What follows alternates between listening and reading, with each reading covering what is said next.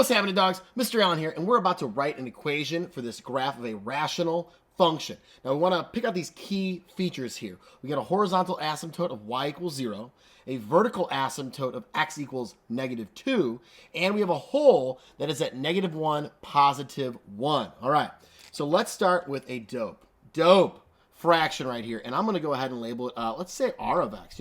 Rational function, use the letter r. That's fun, right? Okay, cool. So let's see here. Vertical asymptote. I've got to have an x plus 2 in my denominator, right?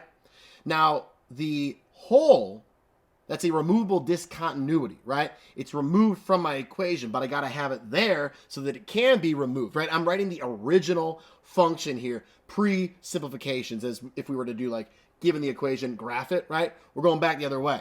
So I'm going to have an x plus 1 and x plus 1.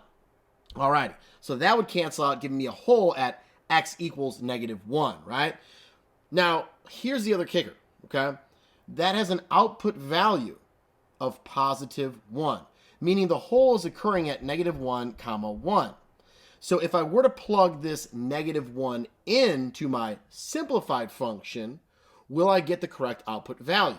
So let's do a little side math, okay? A little side math. This is not part of my answer. This is part of figuring out whether or not I need to add some kind of a coefficient there to adjust that output y value.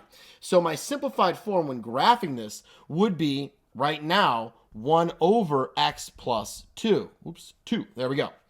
So if I were to plug in -1 right here, I'd have 1 over -1 plus 2, which is equal to 1 over 1. So is my output value +1 in that situation?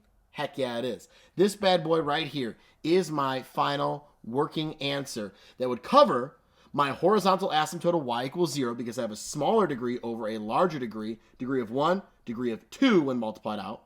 I have a removable discontinuity at x equals -1, and when plugged back in to get my y value, I would get an output of 1. So check on that.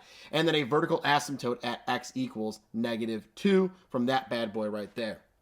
Had my output value been like, say, 2, I could just throw a 2 up here and I'd have 2 divided by 1. Or if it was, say, output of 3 for my y value, if it was at -1, +3 up here, I could have put a 3 up here, right? So any kind of variation there, you just have to think about it a little bit in the back end as to if I need any kind of a coefficient right up there. All right, that's about it. We covered everything. That's dope. That's awesome. You guys are also dope and awesome. I'll see you later.